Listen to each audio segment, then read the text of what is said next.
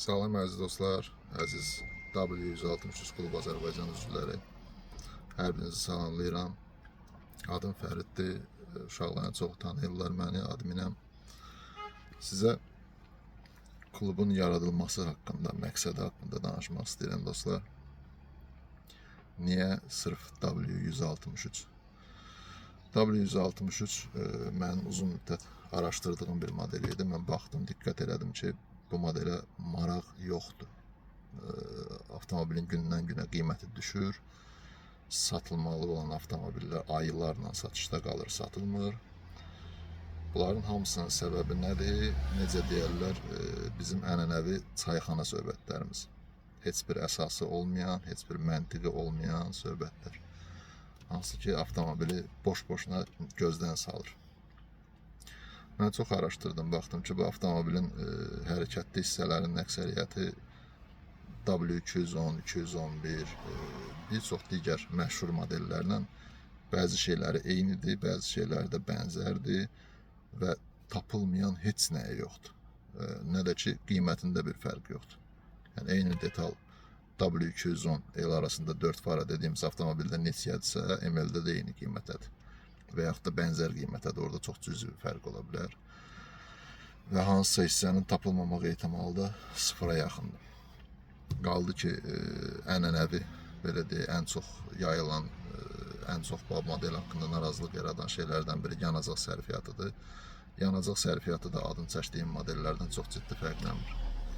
Heç kim deyə bilməz ki, 4 fara 5 litr benzin işlədir, ML 15 litr işlədir, belə bir şey yoxdur.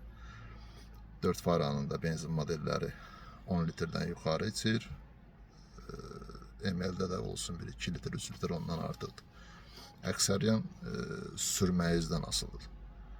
Çox yüksək dövrlərlə sürürsünüzsə, el arasında dediyimiz kimi böyük aborotda sürürsünüzsə çox işlədəcək.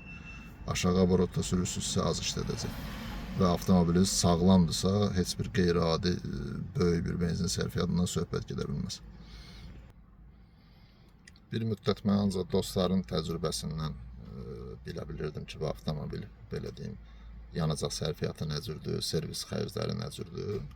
Amma indi hal-hazırda özüm idarə edirəm, özüm də görürəm ki, nə ilə bir çox ciddi fərqli yanacaq işlətməyi yoxdur. Nə hər dəqiqə nəyəsə xarab olmur ki, siz onu dəyişdirməli, düzəltdirməli olasınız. Sözsüz ki, aldığınız maşını alanda vəziyyətindən çox şey asılıdır.